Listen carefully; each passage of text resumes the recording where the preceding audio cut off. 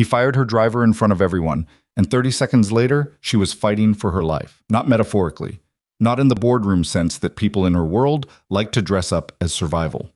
3 men in hotel uniforms had their hands on her, and the only person moving toward the danger instead of away from it was the man she'd just humiliated in front of a lobby full of witnesses. That's the thing about judgment. You don't always get time to correct it. If you're new here, welcome.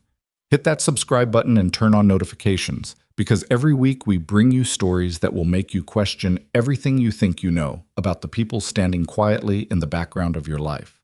Drop a comment right now and tell us what city or country you're watching from. I want to see how far this story has traveled, and if it hits you the way I think it will, share it with someone who needs to hear it. Now, let's get into it. The morning Nathan Cole got fired, he'd been awake since 4.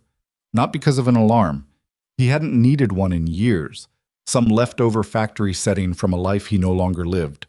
A body that refused to believe it was allowed to sleep past the darkness. He lay on his back in the narrow bedroom of the apartment on Dearborn, staring at the ceiling, listening to his daughter breathe through the baby monitor on the nightstand, even though she was 7 years old and long past the age where monitoring made practical sense. He just liked knowing she was there, that she was okay, that the sound of her was the first thing he heard when the day started. He got up at 4:15, made coffee, packed her lunch, peanut butter, apple slices, the crackers she liked, a note that said, "You're going to do great," because she had a spelling test and she'd been nervous about it the night before. He set the lunchbox by the door, woke her at 6:15, got her fed and dressed, and to Mrs. Carver's apartment by 7. Mrs. Carver was 68 and retired and lived on the floor below them and had been looking after Lily on school mornings for almost 2 years. She called Lily Sunshine and always had the news on too loud. "You look tired," Mrs. Carver said when he knocked. "I'm fine." "You always say that." "Because it's always true." She gave him a look that said she didn't believe him, and he gave her one back that said he appreciated her concern and also wasn't going to talk about it. They'd worked out their communication largely in looks. It was efficient. He drove the company car to the lot, transferred to the black Escalade assigned to Victoria Hayes, and began his pre-shift sweep at 7:40. This was not something his job description required. The official duties of a private chauffeur for Hayescroft Capital did not include checking the vehicle's undercarriage with a flashlight, scanning the wheel wells, or running his hands along the chassis looking for anything that didn't belong. But Nathan had a very particular relationship with paranoia, the kind that had kept him and other people alive in circumstances that had no business being survived. And so he did it anyway, every morning without telling anyone. That Tuesday, he found something. It was magnetically attached to the frame just behind the rear passenger wheel. Small, matte black. The kind of device that cost more than most people's monthly rent and transmitted location data in real time to whoever was listening. He'd seen them before, had used them before, in another life, and he recognized it immediately for what it was. He held it in his palm for a moment, thinking. Then he put it in a small plastic bag he kept in the glove compartment, noted the time, 7:52 a.m., and drove to the Radisson Blu on East Upper Walker, where Victoria Hayes was finishing a breakfast meeting with her legal team on the 14th floor. He was supposed to be there at 8. He arrived at 8:03. Victoria Hayes had been running late since she was 22 years old and had decided at some point in her early career that punctuality was a virtue for people who didn't have enough to do. She operated on her own schedule, moved through the world at her own velocity, and expected everything around her to adjust accordingly.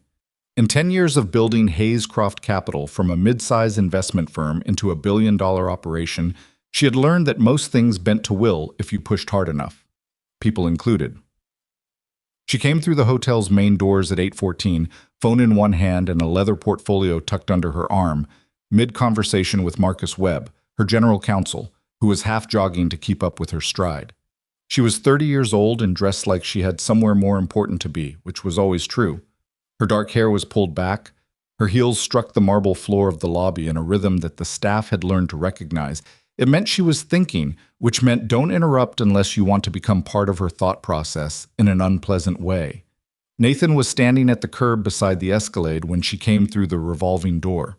She looked at her watch, then at him. "You're late." 3 minutes, he said. I need to... I'm not interested in the explanation, Nathan. I have a conference call at 8:30 and I cannot be late to my own. Ms. Hayes. His voice didn't rise, but something in it made Marcus Webb stop talking mid-sentence. I found a tracking device on the vehicle this morning. I need 60 seconds. She stared at him. There were perhaps a dozen people in the immediate vicinity. A bellhop with a luggage cart, two guests checking out, a pair of businessmen heading toward the taxi stand, hotel staff moving through the lobby, visible through the glass. She was aware of all of them in the way that powerful people are always vaguely aware of their audience. A tracking device, she repeated. Yes. On my car. On your car. She looked at him the way she sometimes looked at reports that contained numbers she didn't like, searching for the error, the misread, the simple explanation that would make the inconvenience go away. Nathan Cole had driven for her for 2 years. He had never once raised a concern that turned out to be legitimate in any way that she could confirm. He submitted security notes that she'd never read. He changed routes without explanation. He had, twice, suggested she use a different entrance to buildings, and she had ignored him both times and nothing had happened. You're 3 minutes late, she said.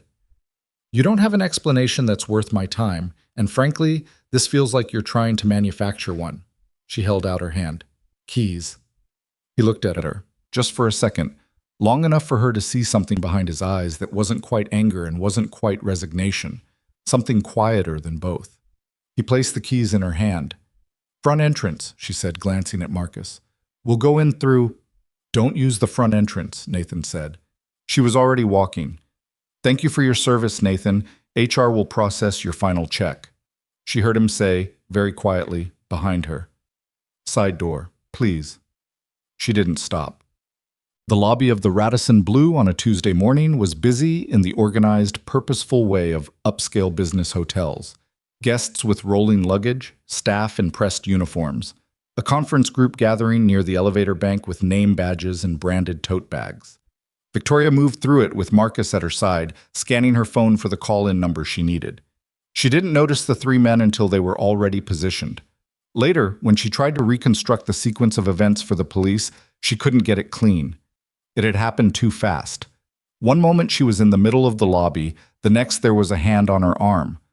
Not aggressive, not yet. The practiced grip of someone who'd done this before, calibrated to look like an escort rather than a capture. And a man in a hotel uniform was saying something close to her ear in a low voice that she couldn't parse because her brain had suddenly stopped processing language and started processing threat. Marcus made a sound. She turned her head. 2 more men. One had stepped in front of Marcus, blocking him with his body. The other was flanking her, cutting off the path back to the revolving doors. It was, she would understand later, a very professional piece of work. They'd studied the space, mapped the camera angles, timed the staff rotations. They knew exactly where to stand to minimize witness sightlines without triggering immediate alarm. They were moving her toward the side corridor, away from the desk, away from the conference group, away from every person in the lobby who might have looked up and seen something wrong. She opened her mouth to say something, to call out, to do something, and the man beside her tightened his grip on her arm and said, "Please don't," in a tone so reasonable it was terrifying. She didn't hear the side door open. She heard the result. There was a sound, not a dramatic crash, not the kind of choreographed noise she'd seen in movies, but a sudden, short disruption, a sharp impact, a body hitting the floor with a weight that didn't allow for recovery. By the time she turned her head, one of the 3 men was down. She didn't know how. She hadn't seen it happen. Nathan Cole was in the lobby. He moved differently than she had ever seen a person move. Not faster exactly, though he was fast, but with a quality she could only describe later as absence of hesitation. There was no gap between perceiving and acting, no flinch, no calculation visible on his face. He closed the distance to the second man in the time it took her to exhale, and something happened between them, a controlled exchange that lasted maybe 3 seconds.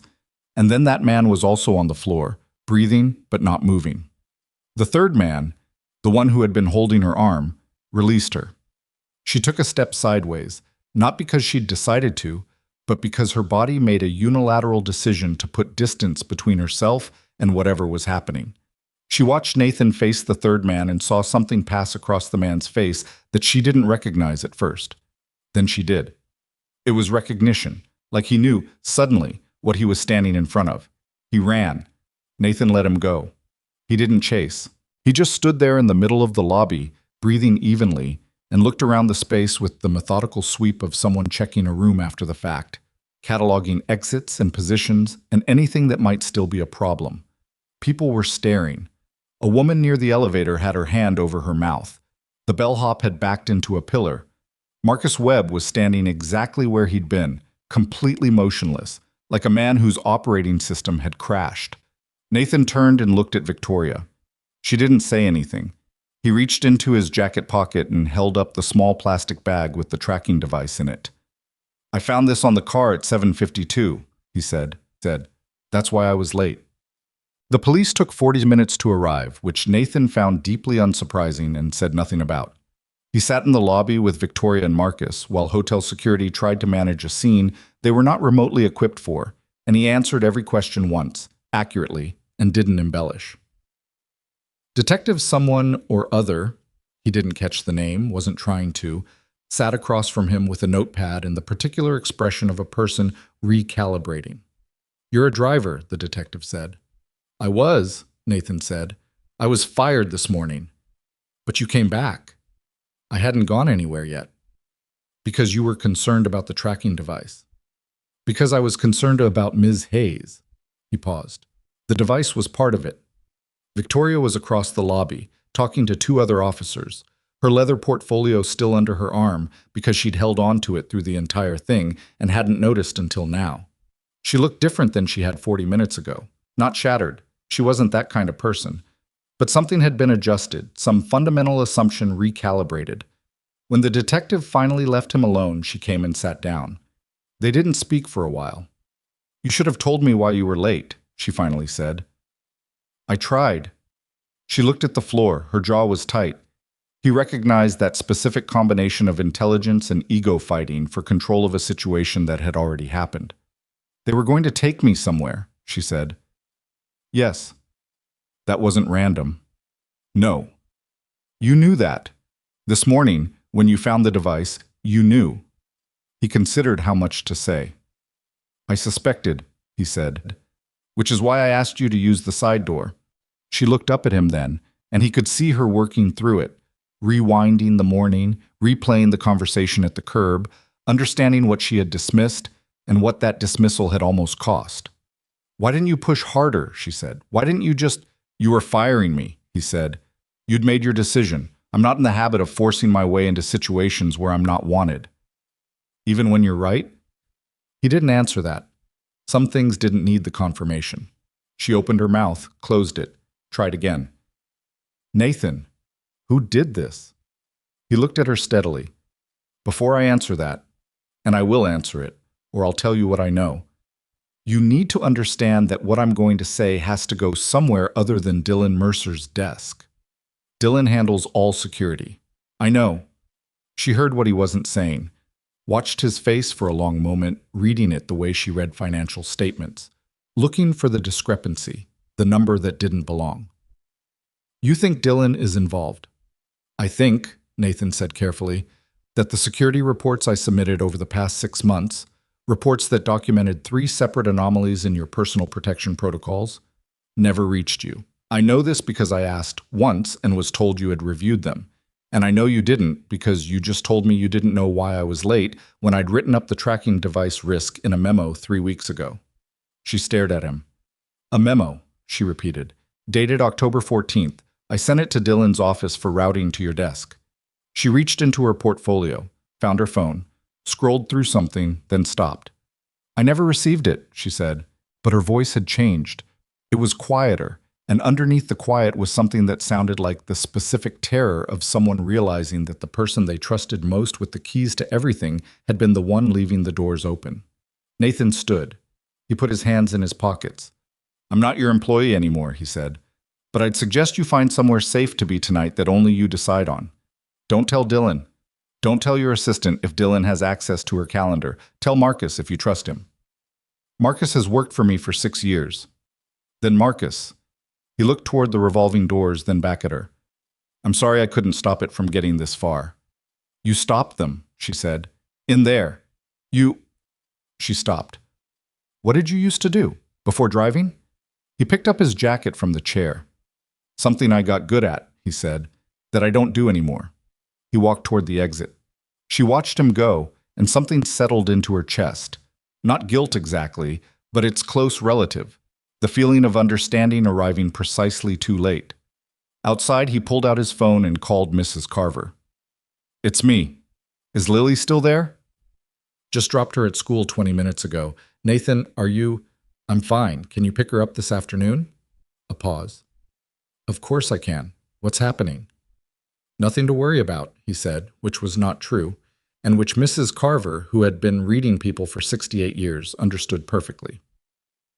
He stood on the sidewalk outside the Radisson Blu on a Tuesday morning in November, the Chicago wind coming off the lake with its usual lack of sympathy, and thought about the device in the plastic bag in his pocket, thought about the third man's face, the flicker of recognition, thought about 6 months of security reports that had never gone anywhere. He thought about Lily's spelling test. He hoped she was doing okay. The police were gone by noon. They left behind a case number, a promise of follow-up, and 2 uniformed officers who stood near the hotel entrance for approximately 40 minutes before being reassigned to something that their supervisors deemed more pressing. The 3 men from the lobby had been identified as private security contractors. No priors, clean paperwork, the kind of professional anonymity that cost money to maintain. The one Nathan had let run had not been found. The tracking device was logged into evidence with the careful indifference of people who processed objects without yet understanding what they meant.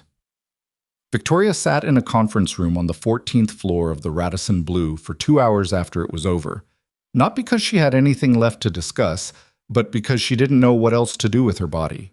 Marcus brought her coffee she didn't drink and hovered near the door with the expression of a man who understood that his employer needed space but couldn't quite bring himself to provide it. She appreciated the effort and wished he would leave. Go home, Marcus, she finally said. I don't think that's... I'll call you in an hour. He went. She sat with the cold coffee and her phone and the particular silence of a room where a meeting had ended badly. She kept thinking about the memo. October 14th. She picked up her phone and called Dylan Mercer. He answered on the second ring, which he always did because Dylan Mercer was the kind of man who understood that availability was a form of power. It made people feel like they mattered to you, which made them easier to manage. Victoria, I just heard. Are you all right? I'm on my way. I'm fine. She kept her voice level. I'm at the hotel. The police have what they need for now. I should have been there. I should have had people with you. I don't know why Nathan didn't... Nathan handled it, she said. And then, because she was watching herself as she said it, she added, considering I fired him this morning, I thought that was generous of him. A half beat. You fired him? He was late. It was a bad call. She paused. Dylan, did you write a memo from Nathan through your office in mid-October, a security memo about the vehicle? There was nothing on his end that she could identify as hesitation. That was the thing about Dylan. He was smooth in the way that expensive machinery is smooth, all the working parts hidden beneath a surface you could see your own reflection in. I get a lot of internal documents, he said. I'd have to check. Why? He says he submitted a report about a tracking device risk. 3 weeks before today. A tracking device. His tone shifted just slightly. Not alarm, more like a man recalibrating the weight of something he'd been carrying. Victoria, you know Nathan had a tendency to... he was thorough, I'll give him that, but some of those reports were pretty speculative. I may have made a judgment call about what needed to escalate to your level. She stared at the wall. A judgment call, she repeated. You were in the middle of the merger negotiations. I didn't want to... Send me everything he submitted, she said. Everything, tonight. A pause that lasted maybe 1 second too long. Of course. I'll have my assistant pull them. She hung up and sat with the phone in her lap and felt something move through her that wasn't quite fear and wasn't quite anger, but had elements of both, the specific sensation of the ground shifting beneath you while you're still trying to figure out how far you've already fallen. She opened her laptop and pulled up Nathan Cole's personnel file. What?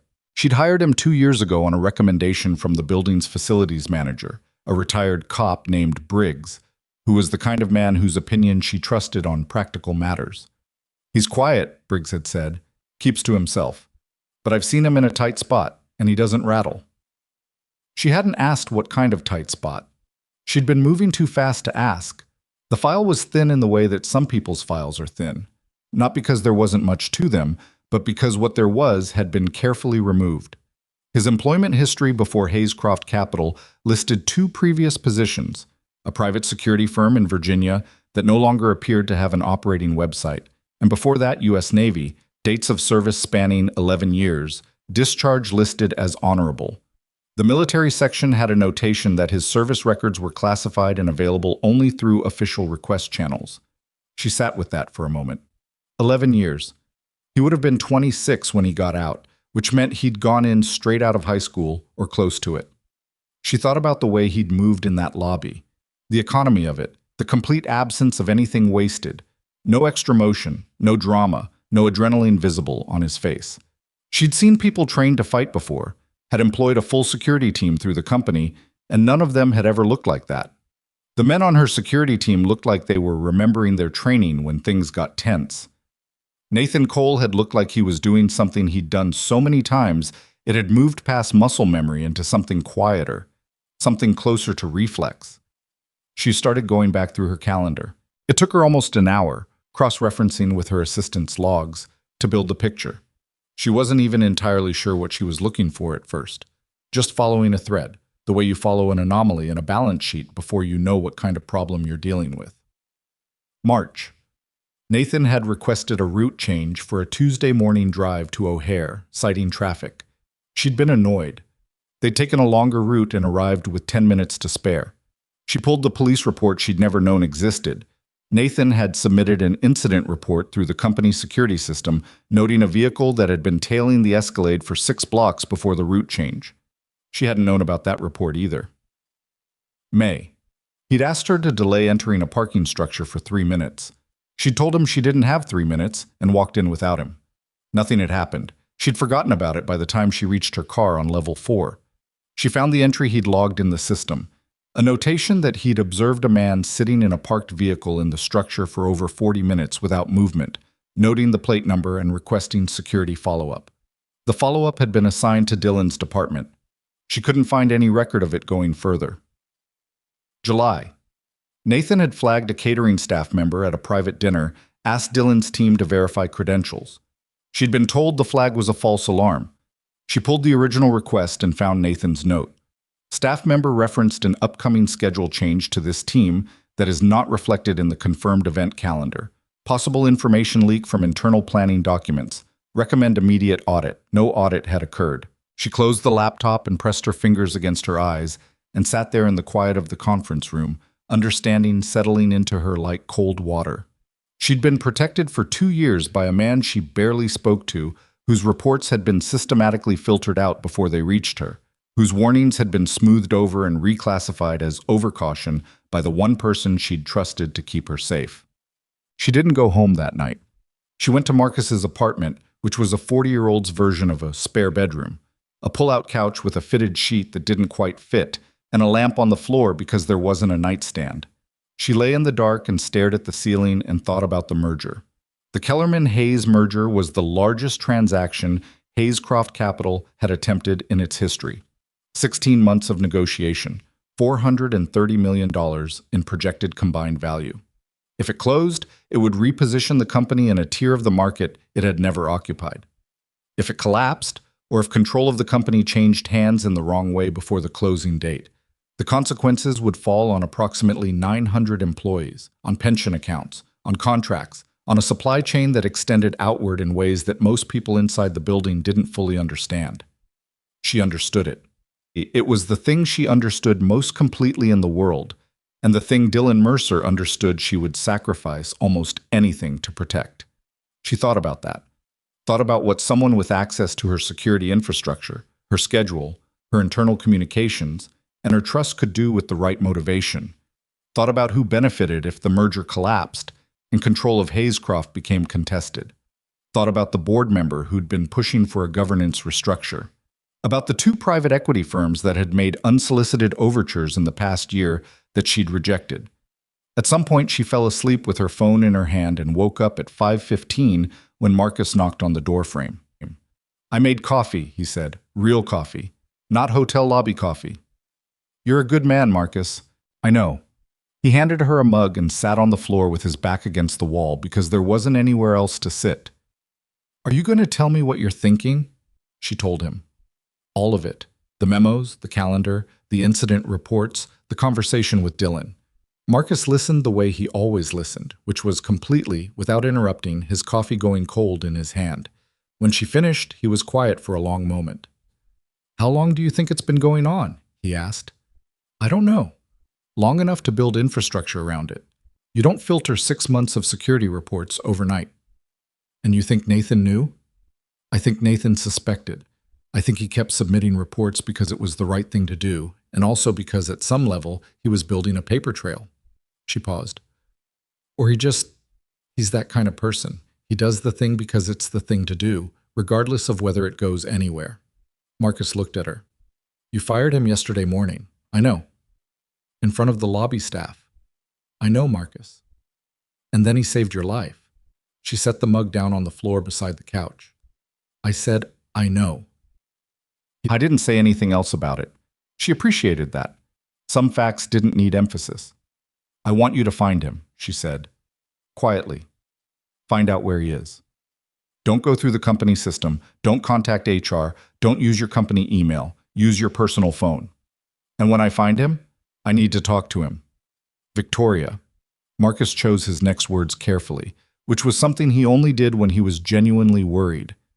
If what you're describing is accurate, you're talking about deliberate, coordinated sabotage of your personal security infrastructure by your own security chief. That's not a personnel problem. That's federal. I know. So we need to be talking to federal investigators, not, we need evidence, she said. Right now I have a pattern of missing paperwork and a very strong suspicion.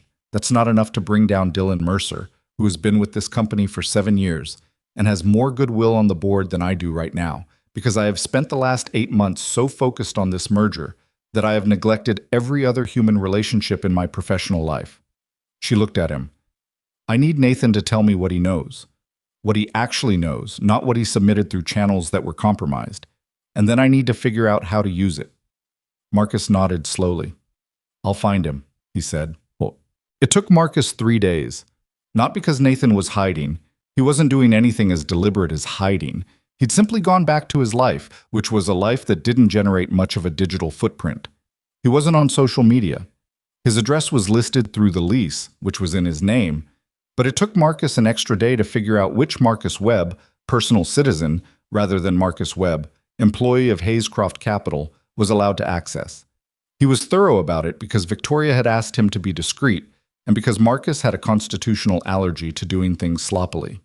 What he found eventually was a neighborhood garage on the north side, a 4-bay operation on a side street in Andersonville called Cole & Sons, which was not accurate in the sense that Nathan had no sons, but had been the name on the lease when he'd taken it over from a man named Peterson who was retiring, and Nathan hadn't seen the point in changing the sign. He did automotive repair and maintenance, mostly for the neighborhood, oil changes, brake jobs, the occasional transmission, whatever people brought in. He worked Tuesdays through Saturdays, opened at 8, closed whenever the work was done. Marcus drove past it once before he called Victoria. It's a real garage, he said, as though he'd expected otherwise. What did you think it was going to be? I don't know. Something more? I'm not sure what I expected. Victoria sat with that information for a day. She drafted the conversation in her head a dozen different ways, revised it, threw it out, tried again. She wasn't accustomed to apologizing. She was capable of it in the abstract and had done it in professional contexts with the particular efficiency of someone who understood it as a transaction, acknowledge the error, offer the remedy, move forward. But this felt different. This felt like something that needed to be done right, and she wasn't sure she knew how. She drove herself. This was unusual. She almost never drove in the city, hadn't behind a wheel for anything but necessity in years. But it felt wrong to show up in a company car, and it felt worse to have someone else drive her to the place where the man she'd fired was working because she'd fired him. She parked on the street outside the garage on a Thursday afternoon, 2 weeks after the lobby. She sat in her car for a moment longer than she meant to. Through the open bay doors, she could see the underside of a sedan on a lift, tools on a rolling cart, the fluorescent lights doing their flat work on everything. She could hear something, music maybe, or a radio. She got out. Nathan was under the car on a creeper when she came in, just his legs visible, the sound of a wrench working at something. She stood near the entrance and waited, which felt correct. She didn't announce herself. She didn't knock on the wall or call out his name. She waited. After about 2 minutes, the creeper rolled out and he looked up at her from the floor with an expression that gave away almost nothing. He was in a gray work shirt with the sleeves rolled, and there was grease on his hands and forearm, and he needed a haircut, and none of it touched the quality of stillness he carried, which seemed to be constitutional. He sat up slowly, grabbed a rag from the cart and wiped his hands. "Ms. Hayes," he said. "Victoria," she said. "I think you've earned the first name." He looked at her for a moment, then stood up. "How'd you find this place?" "Marcus." He nodded. That tracked. "What do you need?" She'd prepared something, a sequence, an approach, a structured way of entering the conversation. It went away when she was actually standing in front of him. "I went back through my calendar," she said. 2 years of it. Cross-referenced with the incident reports I found in the security system. The ones I could still access, the ones that hadn't been archived. She paused. "There was a car in March, a suspicious staff member in July, a parking structure in May." He didn't say anything. "You saw all of it," she said. "I reported all of it," he said. There was a difference in the phrasing that she heard clearly. "I know, and I never received any of it." She looked at him directly. "Because of Dylan." Something moved across his face. Not surprise. "What do you know about Dylan?" "I know what I suspect. I know that 6 months of your security submissions went through his office and never reached my desk. I know that the memo you wrote about the tracking device, which was found on the vehicle, Nathan, which was real, was never forwarded to me." She paused. "I know the men who came for me in that lobby weren't opportunists. They were organized. They had timing and positioning and a plan, and someone gave them access to my schedule." He set the rag down on the cart, looked at the floor briefly, then back at her. "I don't have proof," he said. "I'm not asking you for proof. I'm asking you what you know." He was quiet for a moment. Around them, the garage made its small sounds. The refrigerator hum of the equipment, a car passing on the street, the tick of something cooling on the lift above them. 18 months ago," he said, "I noticed a pattern in your schedule, specific meetings, not all of them, just certain ones, that were appearing in what I can only describe as secondary circulation. People who should not have known about them knowing about them. A catering manager who knew the exact start time of a private dinner that was only on your calendar and Dylan's routing system. A journalist who called your cell number directly, a number that went through exactly 4 people, about a board decision that hadn't been made public." He paused. "Small things. The kind you explain away individually, but can't explain away together. You thought it was Dylan. I thought it was someone with access to Dylan's systems. That's different." He looked at her steadily. "I didn't want to accuse a man with 7 years of company trust and the board's ear based on a pattern a driver noticed. So I kept submitting reports. I kept making things formal. Paper trail. The paper trail went to Dylan's office. I know that now." She pressed her lips together. "You should have come to me directly." "I tried," he said. "Twice. I asked your assistant for 15 minutes on your calendar. She routed the request to Dylan for scheduling approval." He said it simply, without heat. "You had a lot of gatekeeping around you. It's not a complaint. It's just how it was." She felt the weight of that settle somewhere uncomfortable. "Why didn't you quit?" He looked at her like it was a strange question. 900 people work for that company, he said, and you were in danger. Quitting wasn't an option I was entertaining. She stood there and absorbed that. The straightforwardness of it, the complete absence of theater. "I owe you an apology," she said. "You already—" "Not for firing me." She stopped. He looked at her.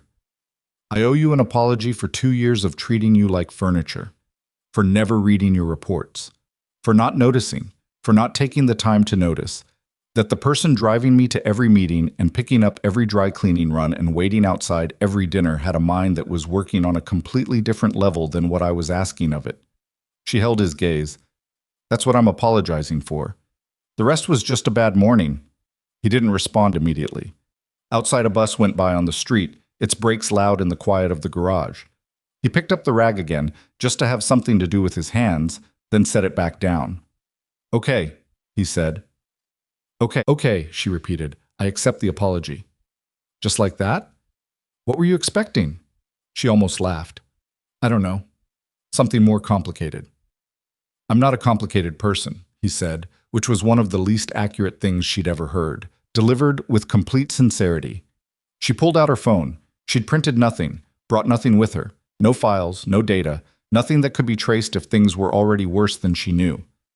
I need to understand what Nathan is building toward. I need to know the end of the plan, because right now I can see the edges of it, but not the center. Nathan looked at the car on the lift above him, calculating something. The merger, he said. It's the merger. Whatever he's planning, it closes before or at the same time as the closing date, because after that, the company's structure changes and the opportunity, whatever the opportunity is, either has happened or it hasn't. The closing date is in 6 weeks. Then you have 6 weeks. She looked at him. I need your help, Nathan. His expression shifted, just slightly, just enough to be readable, not softening exactly, more like a door opening a crack, letting the light in to see what was behind it before deciding. I have a daughter, he said. She's 7. Her name is Lily, and she has a spelling test every Friday, and she needs consistent pickup and dinner at 6:30 and someone to check that she's brushed her teeth, which she will tell you she has done when she hasn't. I know, Victoria said, carefully. I'm not asking you to put her at risk. You're asking me to walk back into something I walked away from. Yes. He was quiet. I'm not offering you your job back, she said. I'm not offering you money. I don't actually know what I'm offering you. She stopped. Started again. People are going to get hurt. A lot of them. And I think you know what's happening better than I do. And I think you've known it for longer. And I think you've been carrying it alone because the system that was supposed to receive it was broken. She paused. I'm asking you to tell me what you know. All of it. And then decide. He was quiet for a long time. The refrigerator hum of the equipment, the tick of cooling metal.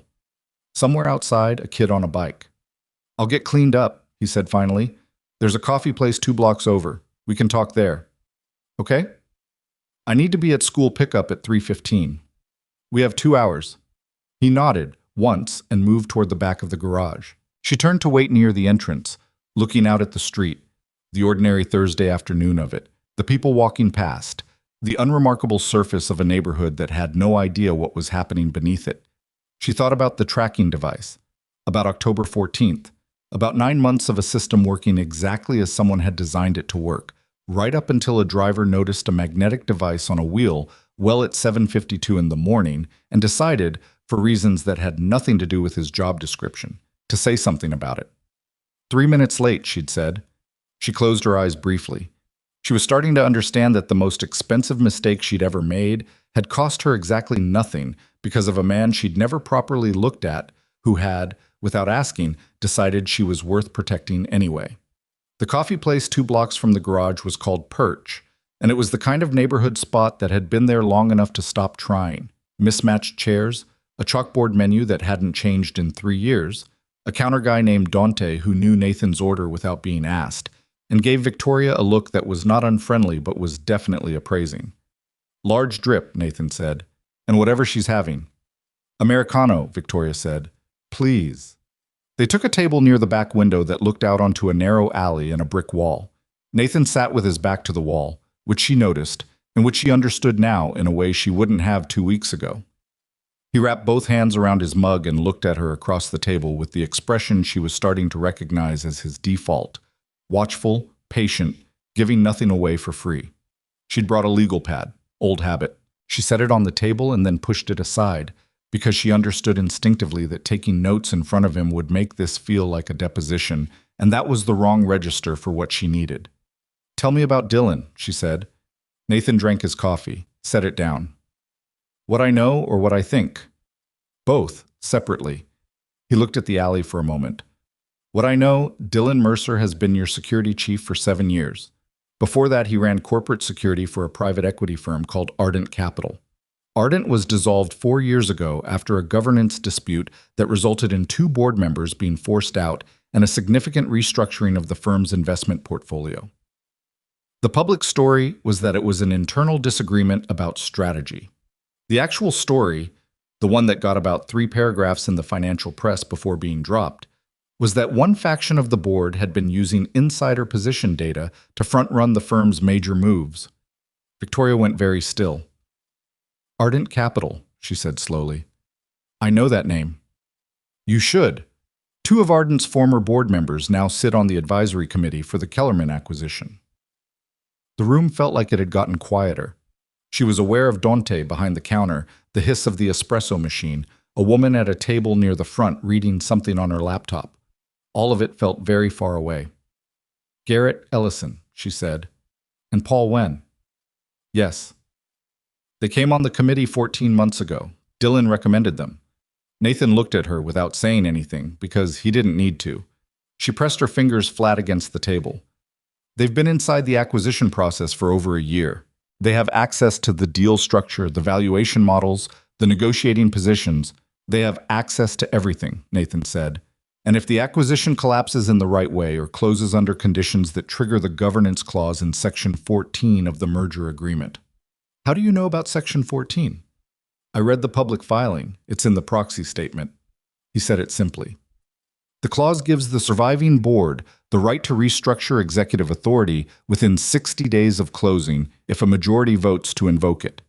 If Dylan's people hold enough board seats at the moment of closing, they can restructure you out of the company you built. She sat with that. The air in the coffee shop was warm and smelled like roasted beans, and she felt completely cold. They don't need to kidnap me, she said. It was coming together as she said it. The kidnapping wasn't the plan. It was a contingency. Or an acceleration, Nathan said. Something moved up the timeline. Maybe you got too close to something, or they were worried about a deal provision that would close off the governance window. The kidnapping was designed to create a crisis. A CEO who's been attacked, who's traumatized, who can be positioned as compromised or incapacitated. It gives the board a pretext to invoke emergency authority. With Dylan's people already in position. Yes, she exhaled slowly. And if this kidnapping had succeeded, you'd have signed whatever they put in front of you, he said, or they'd have held you long enough for the emergency authority to kick in without your signature. The woman near the front turned a page on her laptop. Dante wiped down the counter. The ordinary afternoon continued around them like none of this was happening. Nathan, she said, how long have you known? Known for certain? Since about 3 weeks ago, when I found the device on the car and cross-referenced the plate number of the vehicle that had tailed us in March, with a shell company registered in Delaware that shows up as a vendor in Ardent Capital's last known filing. He paused. Suspected much longer. And you couldn't prove it. I had a pattern and a connection that would take a federal forensic accountant 6 months to unravel into something a prosecutor would touch. He looked at her steadily. I was one person, and my reports were going to Dylan. She picked up her Americano and put it down without drinking it. What do we do?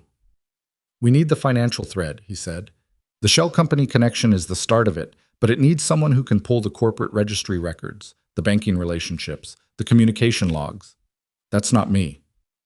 I have a forensic accounting firm we use for due diligence. Not through the company system, he said immediately. Whoever you call them personally. Pay them personally if you can. Dylan has visibility into vendor relationships. He monitors our vendor payments. He monitors your security expenditure line. I don't know how far that visibility extends. He paused. Assume it extends further than you think. She nodded. This was the discipline of it. The assumption that the perimeter was already compromised, so you built from the inside out. She recognized it from the way she'd been thinking about financial risk since she was 22, the way you stress test a position by assuming the worst case first and working backward to what's survivable. I need to keep Dylan in place, she said. If I move against him before we have the evidence, he disappears and takes the trail with him. Yes. Which means I need to keep acting like I trust him. Yes. And you need to give him something to work with, something that keeps him confident the plan is still on track. Nathan turned his mug slowly on the table. Disinformation. You feed him a version of your next move that's close enough to plausible that he believes it, and when his people act on it, they act in a place and a way that you control. You've done this before. It wasn't quite a question. He looked at her. Different context, he said, but the principle. The principle is the same. He drank his coffee. You need to decide what you want the outcome to look like. Not just stopping Dylan, stopping him in a way that exposes the whole structure. Ellison and Wen and whoever else is wired into this. If you only take down Dylan, the rest of the architecture stays intact and finds another route. She thought about that. Thought about 6 weeks. About 900 employees who showed up every morning not knowing that the company they'd built their financial stability around was sitting on a foundation that someone had been quietly hollowing out. I want all of it, she said. Then we need to give them a reason to gather in one place. He said it like it was simple, which it wasn't. But he said it with the calm of someone who'd worked out problems under conditions where the cost of failure was not a board restructure, but a body count. One event. One moment where the plan appears to be executing perfectly and everyone who's part of it is positioned to receive the benefit. That's when you bring in the people with the authority to make it stick. Federal investigators. Financial crimes ideally, SEC if there's securities fraud in the mix, which there almost certainly is. You need someone already read in before the event so they can move simultaneously. He paused. Marcus know anyone? Marcus knows everyone, she said. He clerked for a federal judge for 2 years before he came to me. He has relationships. Good. Marcus is the contact for that thread. Keep it out of your hands officially for now. If Dylan is watching your communications, you having direct contact with federal investigators will telegraph everything. She looked at him across the table. The afternoon light was doing something flat and honest through the back window, the kind of light that didn't allow for softening. He looked tired, she realized. Not in a way he was performing or complaining about, just the baseline tiredness of someone who worked long days with his hands and then went home and was a parent and didn't have a second person to hand any of it to. I need to ask you something, she said. Okay? I need you to run the counter-operation, not as my employee, not with a title or a contract. We can't create a paper trail of you being connected to this. But I need someone who can build the architecture of this in a way that doesn't have obvious fingerprints on it, and I need someone I trust to do it. She paused. And I trust you. Which is a strange thing to say given the last 2 years, but it's true, and I think we're both past the point where pretending otherwise is useful. He didn't answer right away. He looked out at the alley.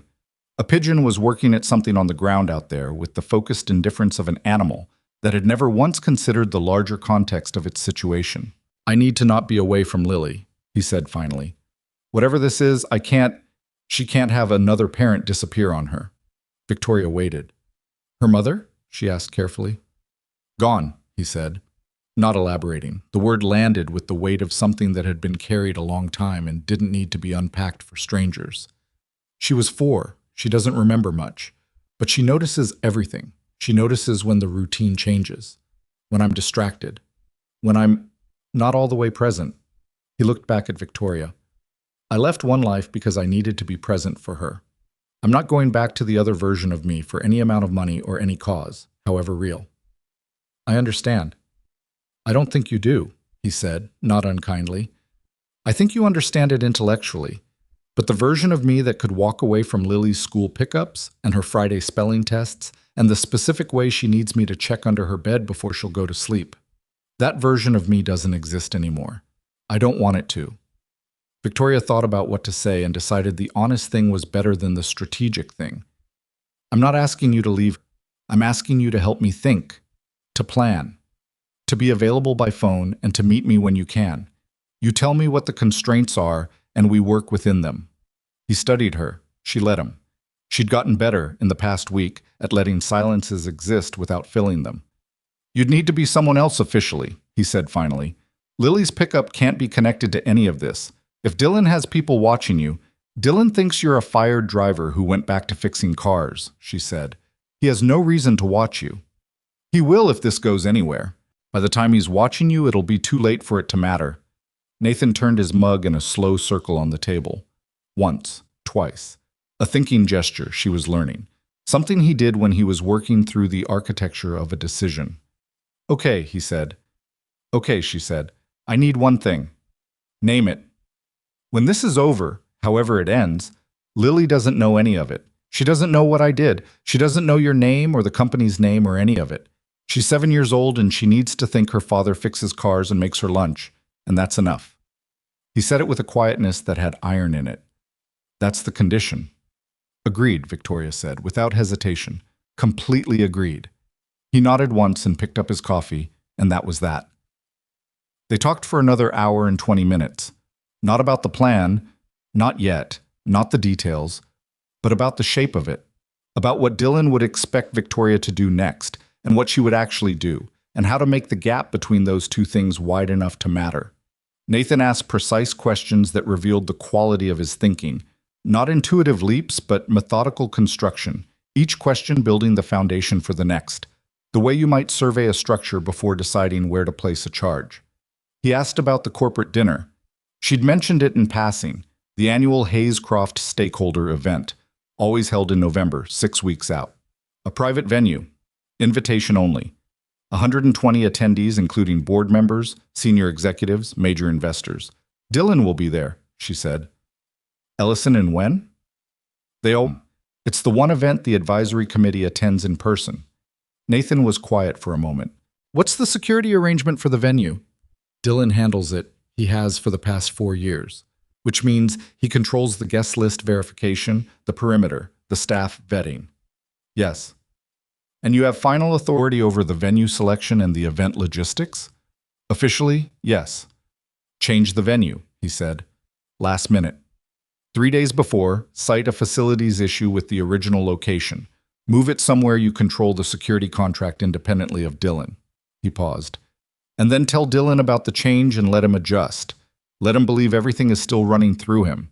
But the actual venue security goes through someone you trust who's not connected to Dylan's network. She looked at him. You. I know people, he said. Former colleagues. People who owe me nothing and have no connection to Hayescroft. Former Navy. He didn't confirm or deny.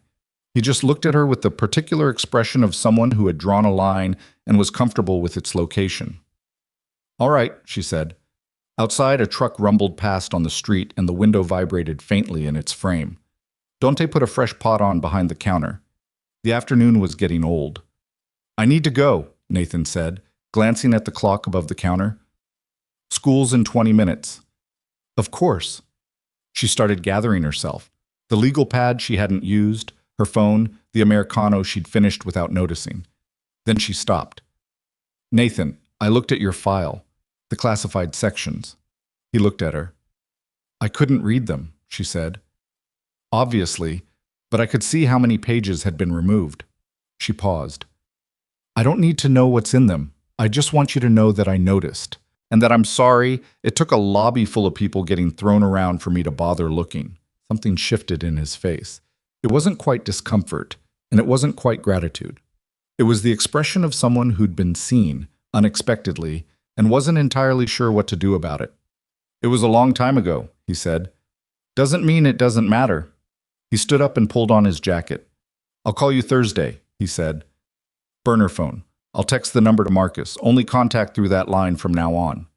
Understood. He moved toward the door and she watched him go the same way she'd watched him walk out of the Radisson Blu lobby 2 weeks ago, with the sense of someone leaving who took a certain quality of safety with them when they went. She didn't fully understand the feeling yet. She was working on it. She sat alone at the back table for a few minutes after the door closed, looking at the alley and the brick wall and the pigeon that was still out there, still working at whatever it had found. 6 weeks. One event. The whole structure of it, built quietly, without announcements, without the company system, without anyone who might have reason to carry information back to the wrong ear.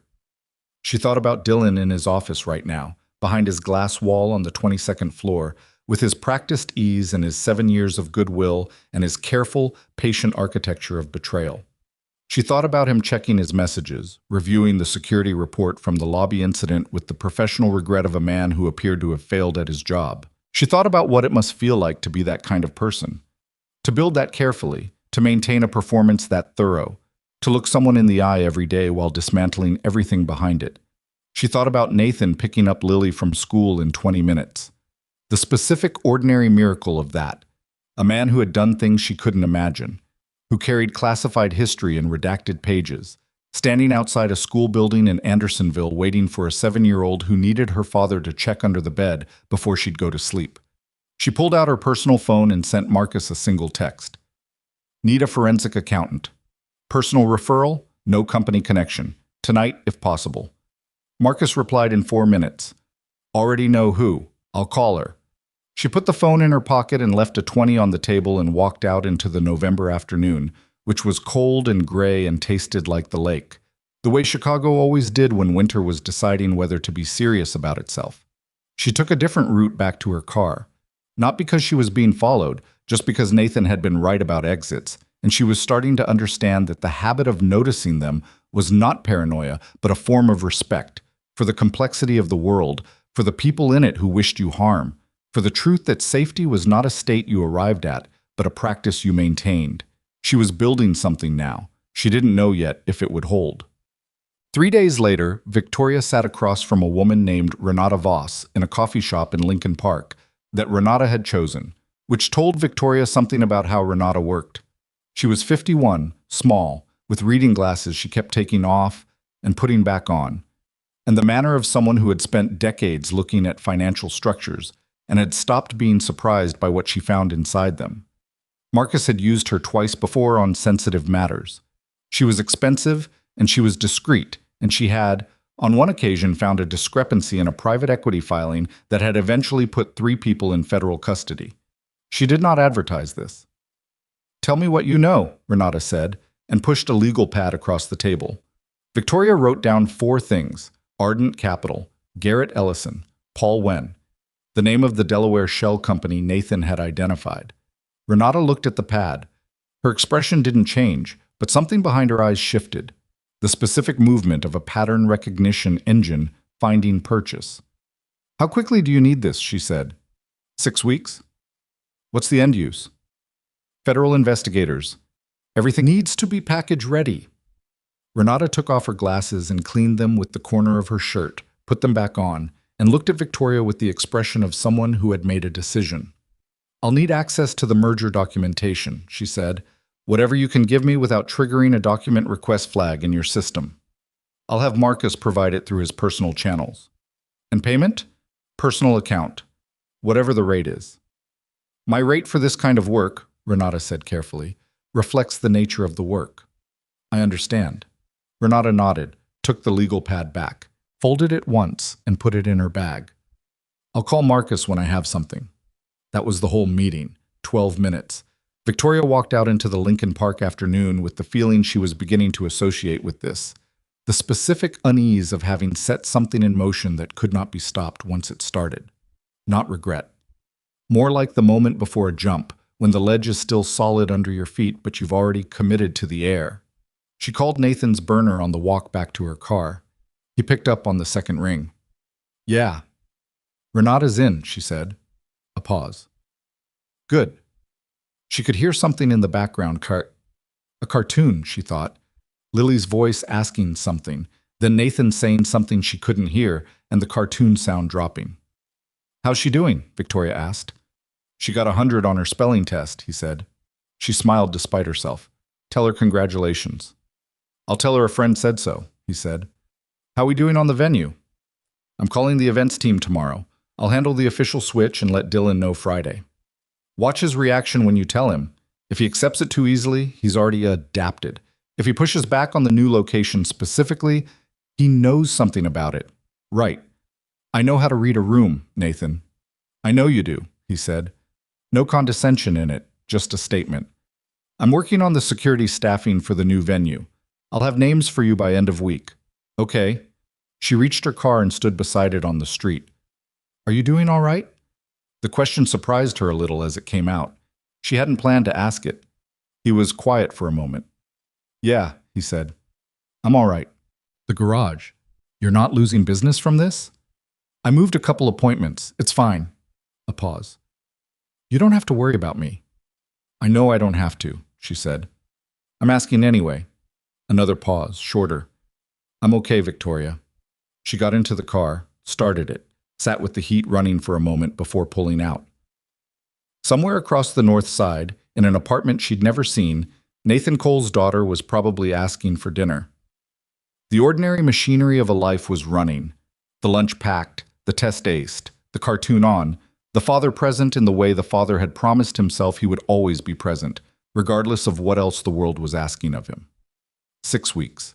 She put the car in drive and pulled out into traffic, and the city moved around her the way cities do.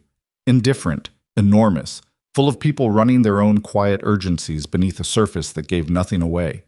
She kept her eyes on every exit as she drove. Renata Voss called Marcus on a Wednesday morning, 18 days before the event, and said 4 words before anything else. "It's worse than projected." Marcus relayed this to Victoria during a walk around the block outside her building. No phones on the company network, no emails, nothing that touched a Hayescroft server. They walked in the cold like two people discussing lunch, which was the point. "How much worse?" Victoria asked. She found 3 shell companies, not one. The Delaware entity Nathan identified connects to 2 others, one registered in the Cayman Islands, one in Singapore. The Singapore entity received a wire transfer of $4.3 million 11 months ago from a private fund that Garrett Ellison controls through a nominee director. Victoria kept walking.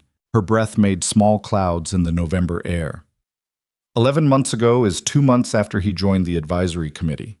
Yes. So he was paid before he did anything. Or he was paid for access he was already providing through other means, and the committee appointment formalized the arrangement. Marcus pulled his collar up against the wind. Renata also found communication metadata. Not content, she's careful about that, but timing patterns.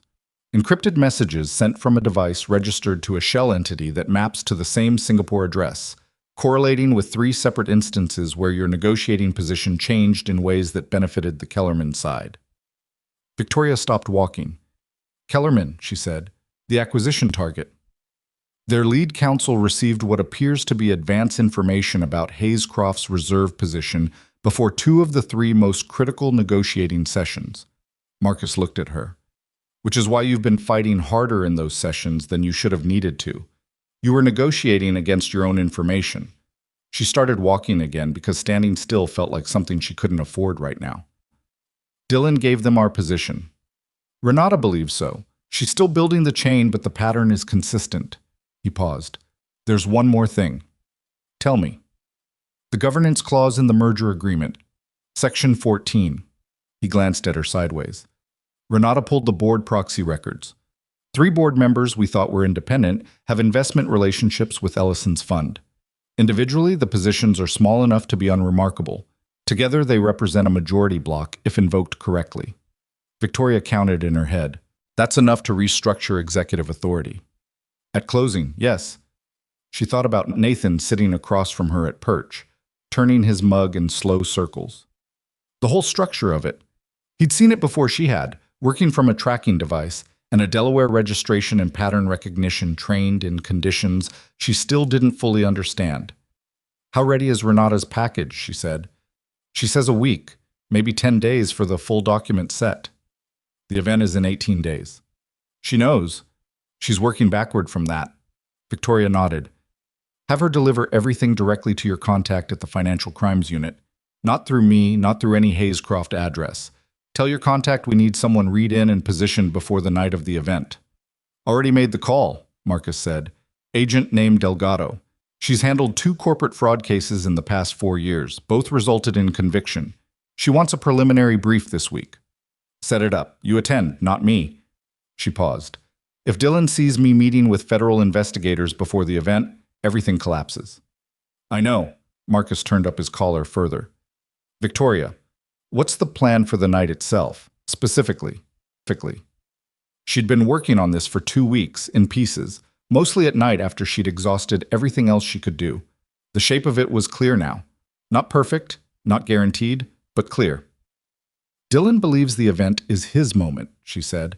"He thinks I've been too shaken since the lobby incident to see clearly. He's been solicitous, very attentive, checking in twice a day, offering to handle logistics I would normally handle myself." She paused.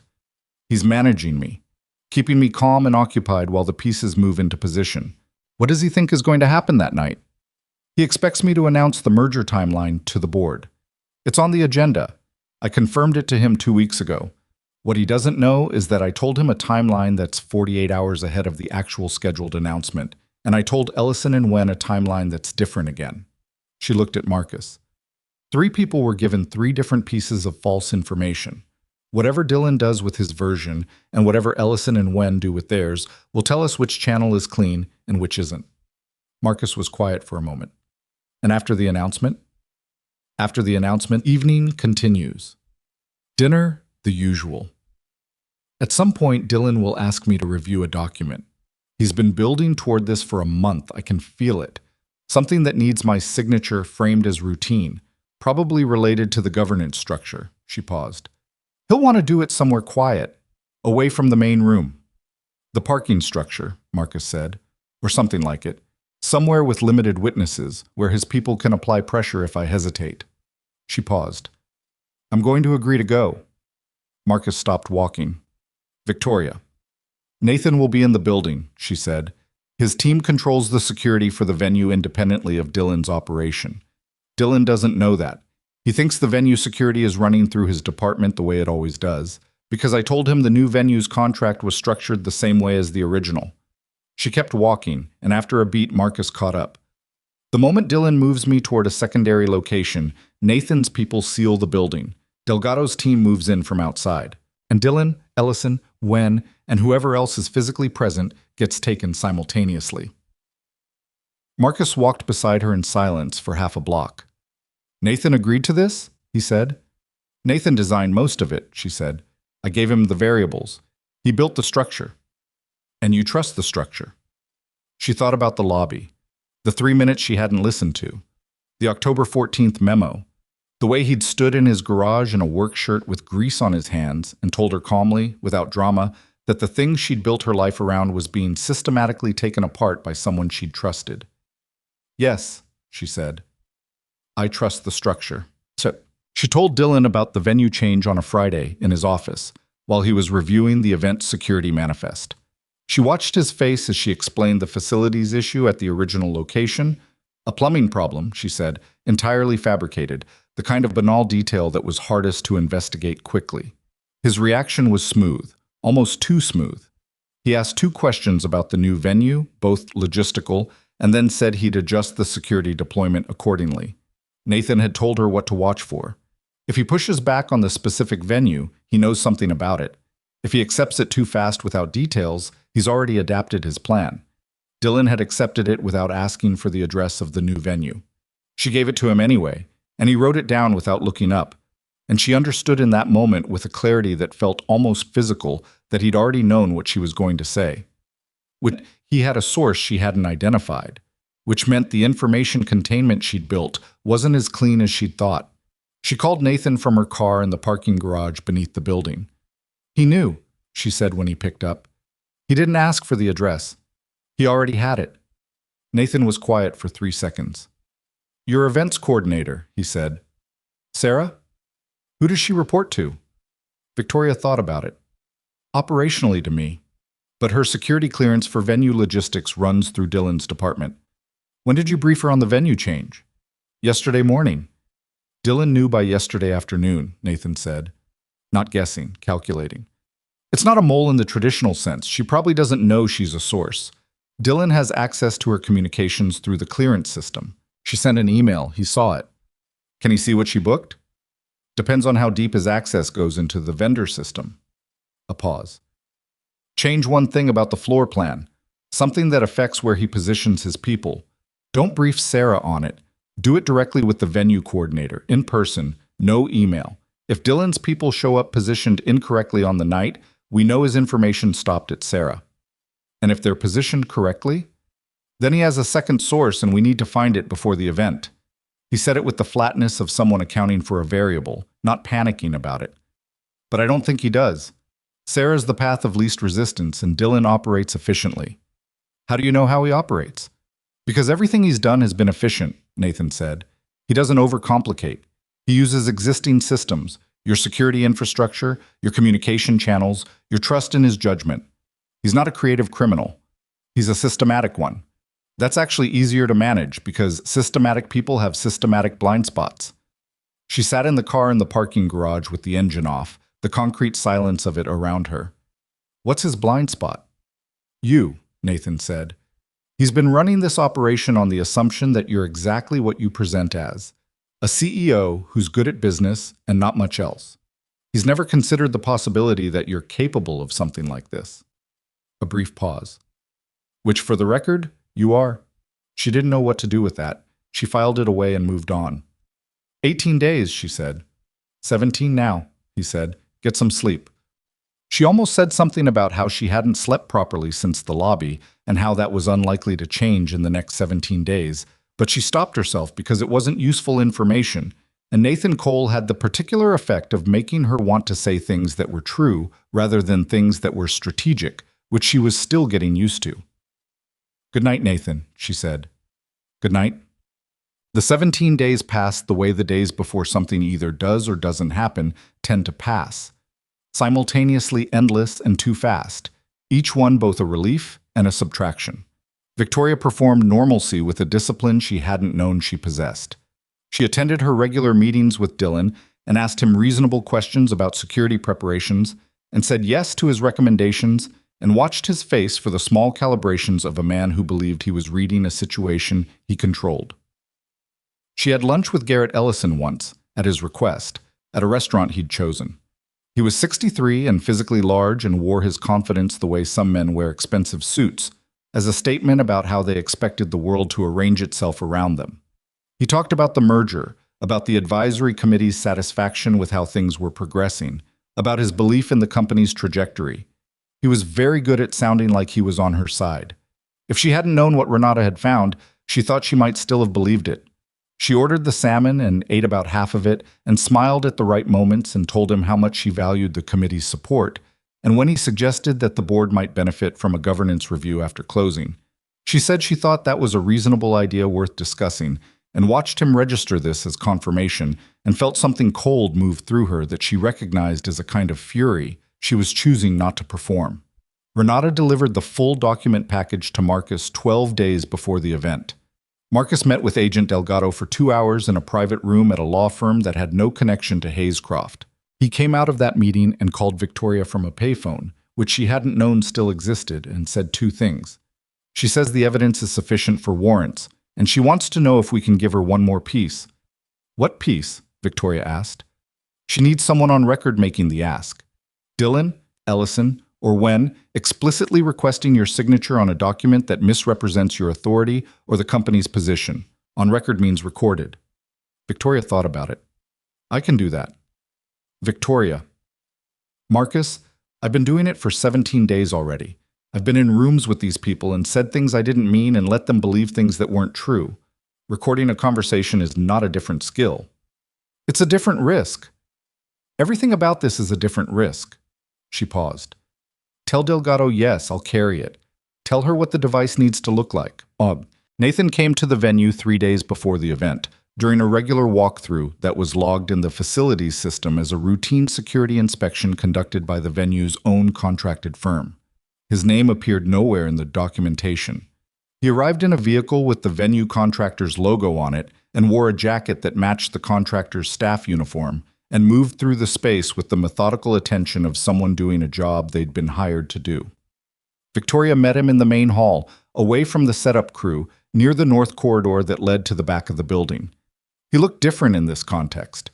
Or maybe she was looking at him differently. He was reading the room in a way that she could actually see now that she knew what to look for. His eyes moved in a pattern. Exits, sightlines, choke points. The positions where a person could stand and see the most while being seen the least. He did it constantly, without pausing his attention on anything else. The way some people drum their fingers or check their phone. It was just how he was in a space. The underground level, he said without preamble. If he's going to pull you somewhere private, it's the easiest route from the main hall without crossing back through the lobby. There's a service corridor on the east side that connects to the parking structure. That's the route Dylan will take?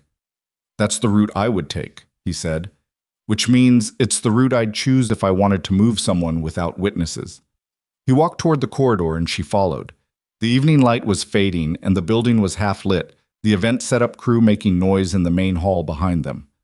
I'll have 2 people here and here. He pointed at positions she had to imagine. One more at the top of the parking structure stairwell. When you turn into this corridor, that's the signal. Everyone moves simultaneously. My people seal the exit points. Delgado's team comes in from the street level and the loading dock. She looked at the corridor. Long, fluorescent lit, the kind of institutional passageway that existed in every building of this type and was completely invisible until you needed to think about it. How long between the signal and containment, she said. 90 seconds, if everything goes the way it should. And if it doesn't? He looked at her directly. I'll be close. She understood what he meant. Nathan, if Dylan has his own people inside, he'll have two, Nathan said. He always runs lean on the inside, so it's his signature. Two inside, more positioned outside to receive. The two inside will be ID'd within the first hour of the event. My people will know where they are before Dylan moves. How? Because I know what to look for. He paused. The way they stand. The way they watch. There's a specific attention pattern that people with that training can't entirely suppress. He said it without ego, just information. I'll spot them. She looked at him. You mean the way you stand? Something moved across his face. I mean, the way we all stood, he said. A long time ago. They stood in the corridor for a moment, the muffled sounds of the setup crew reaching them from the main hall. She thought about what it cost him to be here.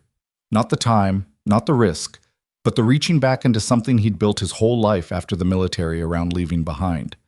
The methodical attention, the exit mapping, the calm that wasn't really calm but was disciplined, so practiced it looked like calm. She thought he probably knew the difference between the two and didn't pretend otherwise. Are you okay? She said. You asked me that on the phone last week, he said. I'm asking again. He considered it, which she appreciated.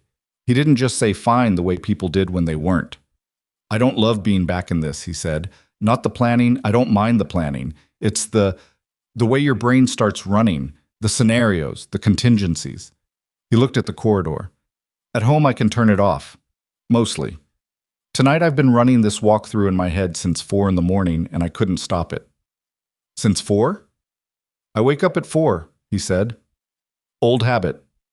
She thought about a man lying awake in a narrow bedroom running security scenarios in the dark while his daughter slept nearby. The baby monitor probably still on even though she was too old for it because that was the kind of person he was. After this, she said, you go back to the garage. That's the plan. And that's enough for you. He looked at her. It's not enough the way a vacation isn't enough, he said. It's enough the way your actual life is enough. The real one. He paused. The garage is real. Lily is real. He gestured at the corridor, at the building, at all of it. This is something I know how to do, and something I'm choosing to do because it matters, but it's not who I am anymore. She nodded slowly.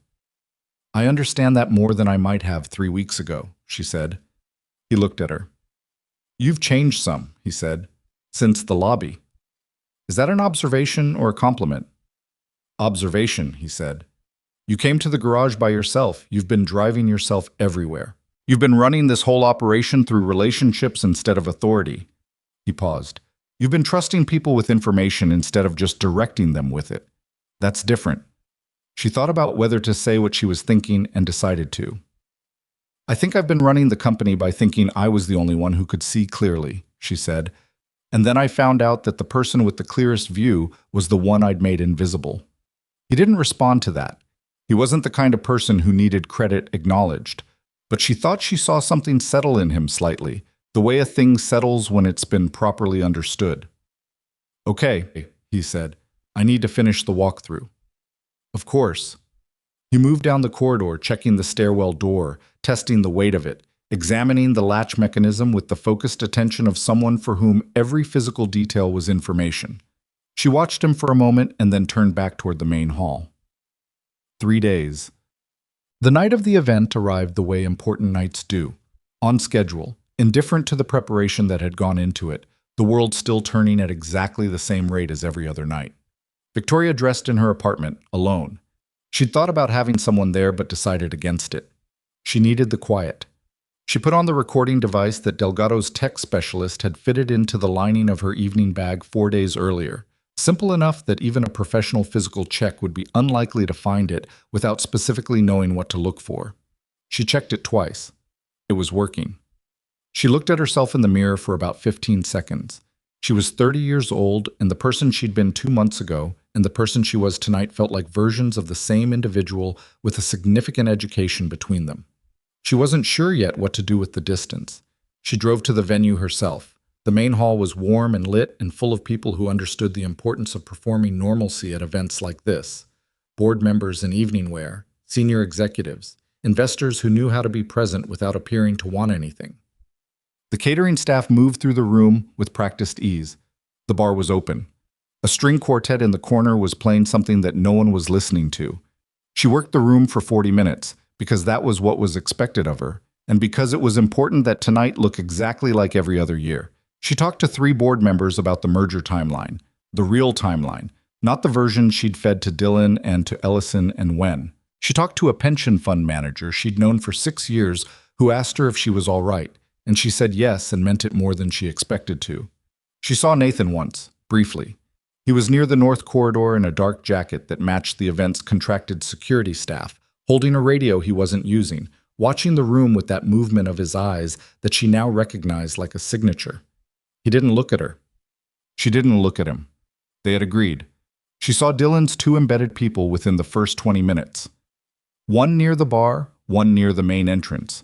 She didn't identify them the way Nathan would have. She couldn't read the specific attention pattern he'd described. But she described them to Nathan after she spotted them, and he'd confirmed both via a brief text to Marcus, who'd relayed it to her, both confirmed, positioned as expected. Dylan arrived at 7:15, unhurried, in the suit he always wore to these events.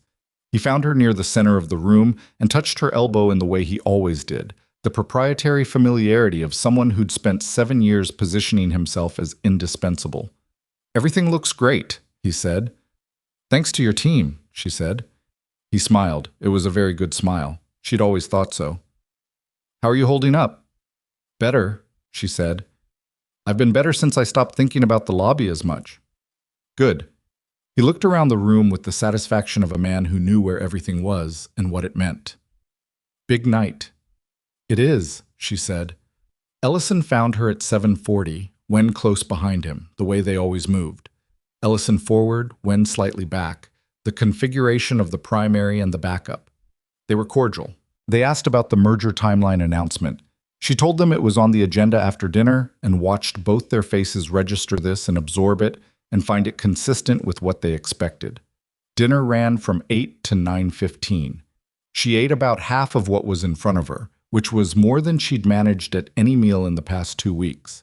At the table, she was seated between a board member named Cora Hutchins, who was sharp and funny and had nothing to do with any of this, and a fund manager from New York who talked about his son's college applications for 20 minutes. She engaged with both of them fully, because these were real people in a room being used as cover for something they didn't know was happening, and they deserved her actual attention.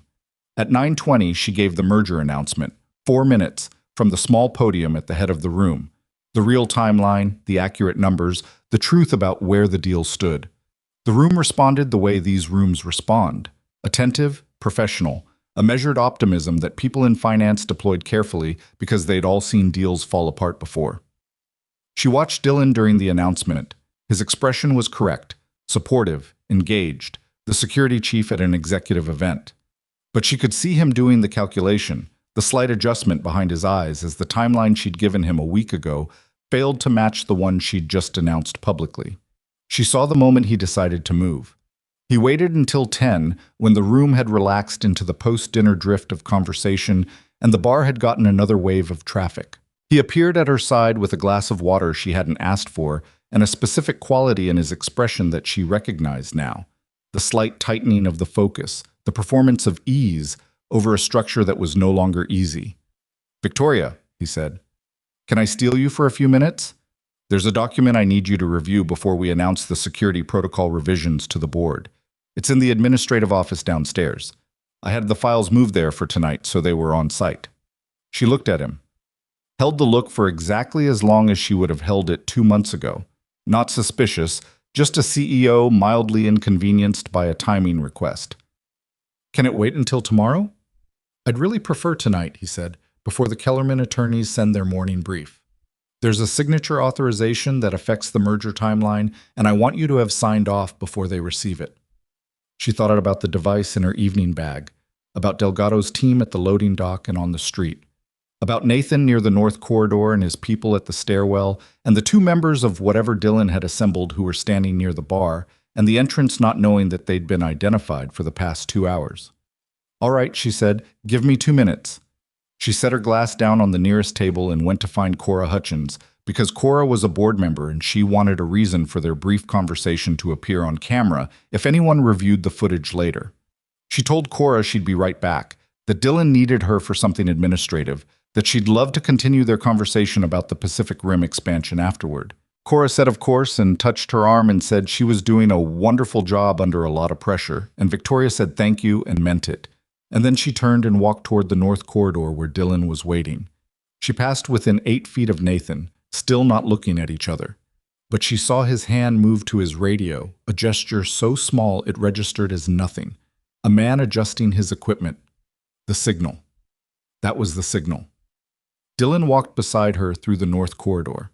His pace was measured, his conversation easy. Something about the document, the authorization clause, the routine nature of the whole thing. She responded in the right register. The corridor stretched ahead of them, fluorescent and featureless, their footsteps the only sound. At the end of the corridor through the stairwell door was the parking structure. He pushed the door open and held it for her, which was the kind of courtesy that made her chest tighten with a very specific anger. She walked through. The parking structure was dim and concrete and smelled like exhaust and old water. 2 men she didn't recognize were standing near a black SUV, not in uniforms, not performing any role, just standing. Dylan's hands were calm at his sides, and his face had changed. The performance of ease had stopped. I need you to sign something, he said, tonight. You mentioned, she said. Her voice was steady. She was not performing steadiness. She was genuinely steady, which surprised her even now. What is it? He reached into his jacket and produced a single document. Even in the dim light, she could see it was not an administrative authorization. It was a transfer instrument, a restructuring of executive authority under the Section 14 clause, predated, requiring her signature to invoke emergency board governance. Clean, efficient, a single page. Dylan, she said. How long? He looked at her. Something in his face shifted. Not guilt, something more complicated. The look of a man who had built something and was watching it either execute or collapse, and wasn't entirely sure which. Sign it, he said, and this is over. You keep the title, you keep the public role. The structure changes, that's all, nothing dramatic. That's all, she repeated. You built a great company, Victoria. Nobody's taking that from you. This is just Garrett Ellison's fund, she said. $4.3 million, Singapore, 11 months ago. The parking structure went very quiet. The Ardent Capital connection, she continued. The proxy block. The negotiating positions you sold to Kellerman's counsel. She watched his face and saw him recalibrating in real time. The smooth architecture of 7 years cracking at the joins. I know all of it, Dylan. I've known for 3 weeks. And the people who have the documentation have been briefed and positioned for 2 hours. He looked at the 2 men near the SUV. She saw him consider it. The calculation running, the options being eliminated one by one. The stairwell door opened, and then the loading dock door at the far end of the structure opened simultaneously, and the sound of that was the sound of everything closing. Nathan came through the stairwell door first, and the quality of how he moved through that space, calm, direct, unhurried, occupying the geometry of it the way water occupies a container, was something she knew she would not forget. 2 men came with him, both in the contractor jackets, both moving to cover the 2 men near the SUV with a precision that made the whole thing look almost like choreography. From the loading dock, 4 federal agents came through in the particular formation of people who had done this many times and were not interested in drama. Agent Delgado, small, dark-haired, with the contained authority of someone who'd learned not to raise her voice because she never needed to, walked directly to Dylan Mercer. Mr. Mercer, she said, I need you to put your hands where I can see them. Dylan looked at Victoria for a long moment. She looked back at him and felt nothing she expected to feel. No satisfaction, no triumph. Mostly she felt tired. And below the tired, something that would take her a long time to fully name. The weight of all the time she'd spent trusting the wrong person, and what that trust had cost the people who'd been trying to keep her safe. Dylan put his hands up. The two men near the SUV did not. Nathan's people handled that efficiently and without excess. And within 90 seconds of the doors opening, the structure was contained and 4 people were in handcuffs, including Dylan Mercer, who stood with his hands behind his back and his face arranged in the blankness of someone who had just watched every contingency fail simultaneously. Delgado was on her radio. More agents were coming through from the street level. From somewhere above them, in the building, the event was still running. The string quartet, probably, the bar, the board members and investors and pension fund managers who had no idea what was happening in the concrete below them. Nathan came and stood beside Victoria. Not close, a professional distance, appropriate to the context, but close enough. "You okay?" he said quietly. "Yes," she said. Then, "I think so." "Ellison and when?" "Delgado's other team," he said. "They've been out front for the last hour. They'll have been brought in by now." She nodded. She was watching Dylan across the space, watching him not look at her, watching him maintain the blankness with the discipline of someone who still understood that anything he showed could be used. Even now, he was managing the performance. She thought that was probably the saddest thing she'd ever seen. "It's done," she said. "Most of it," Nathan said. "The legal part takes longer." "I know." She pressed her fingers together. "But the night, this part, it's done." He looked at her briefly. "Yeah," he said. "This part is done." Delgado came back and asked Victoria to come with her to provide a preliminary statement, and she went. And as she walked toward the loading dock, she didn't look back at Nathan because she knew he would still be there, quiet, stationed, watching the exits the way he always watched the exits. And some things didn't need to be confirmed to be true. She walked into the cold air outside and felt it on her face and looked up at the sky above the city, which was lightless and cloud-covered the way Chicago skies tended to be in November, and took one full breath, and then she followed the agent inside because there was still a great deal of work to do. The legal part, as Nathan had said, took longer. It took considerably longer. Dylan Mercer was formally charged 11 days after the event: securities fraud, conspiracy to commit corporate espionage, and 2 counts related to the kidnapping attempt at the Radisson Blu, which Delgado's team had spent 3 weeks connecting to a shell entity that traced back to the same Singapore account Renata had flagged. Garrett Ellison and Paul Wen were charged the following week, their attorneys already in front of cameras before the ink was dry on the indictments, doing what attorneys in those situations do: managing perception, buying time, protecting their client's ability to present a version of events that would eventually be dismantled in a federal courtroom. The board was informed on a Thursday morning, in an emergency session that Victoria ran herself. She had asked Marcus to prepare a summary document and then decided the night before not to use it, because there was no document that could adequately explain what she needed to say, and she had learned something in the past 2 months about the difference between managing a room and actually talking to the people in it. She stood at the head of the table and told them everything. Not the operational details, not Nathan's name, not the specifics of how the counter-operation had been built. Those parts she kept clean, because she had made a promise, and she intended to keep it.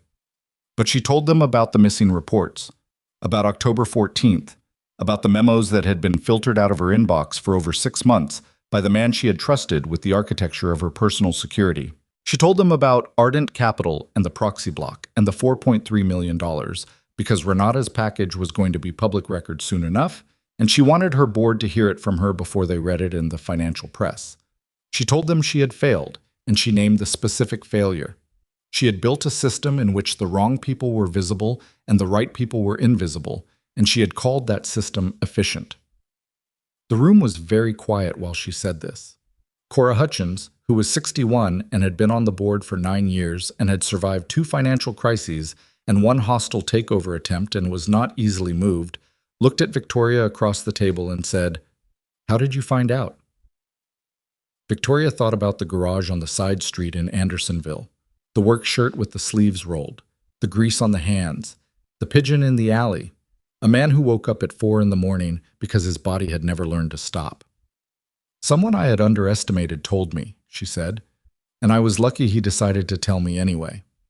The merger closed 6 weeks later, restructured slightly under the oversight of a governance consultant the board brought in for the transition. The timeline had shifted, some of the terms had been renegotiated, and the process of unwinding Dillon's embedded access to the company's security infrastructure took a team of 3 specialists almost 4 weeks. What they found, as they went deeper, was not pleasant. The extent of the access was broader than anyone had realized, touching vendor payment systems, executive calendar routing, and 3 internal communication channels that had been quietly mirrored to an outside server for over a year. Victoria read every report. She did not look away from any of it. She had a tendency, she understood now, to operate at altitude, to work from the summary, the executive brief, the synthesized output of the people below her in the organizational structure. It was efficient. It was also, she now understood, a way of never being surprised by the thing right in front of you, because you'd already been told what it was before you got there. She had trusted interpretation over observation for so long that she'd stopped noticing the difference. She changed this, imperfectly, and not without backsliding. There were weeks when the volume of everything made delegation feel not like a system failure, but like a survival requirement, and she made her peace with that. But she read the security reports herself now. All of them. She had a new security chief, a woman named Parrish, who had come recommended by Agent Delgado, and who had the particular quality of telling Victoria things she didn't want to hear in a tone that made it clear she was doing it as a professional courtesy, not an apology. Victoria found she liked that a great deal. The criminal proceedings moved through the federal system, the way federal proceedings do, slowly, with a paper intensity that most people outside law never encounter. Dillon Mercer's attorneys attempted 3 separate motions to suppress evidence in the first 4 months. All 3 were denied. Garrett Ellison reached a plea agreement in month 7 that required him to cooperate with the ongoing investigation into the Ardent Capital governance structure, which opened a thread that pulled outward into 2 other companies and a private equity network that federal investigators had been trying to map for years. Paul Wen fought it, which his attorneys had advised against, and which resulted in a trial date set for the following year that everyone involved understood would not end well for him. Victoria testified twice in the preliminary proceedings. Both times she was prepared and direct and did not perform anything. Not composure, not certainty, not the kind of confidence that people in public roles sometimes use as a shield. She answered the questions she was asked. When she didn't know something, she said so. She told the truth about her own failures with the same specificity she applied to everything else. She did not find it easy. She didn't expect to. She went to the garage for the first time on a Saturday in early February. No reason, specifically. She'd talked to Nathan a handful of times since the event, brief calls, logistical at first, then less so as the immediate urgency faded and was replaced by the slower work of aftermath. He was always straightforward on the phone. He never asked how the proceedings were going in a way that suggested he needed to know, only in the way that a person who has been part of something asks, because it's human to wonder how things resolve. She parked on the side street and walked in through the open bay.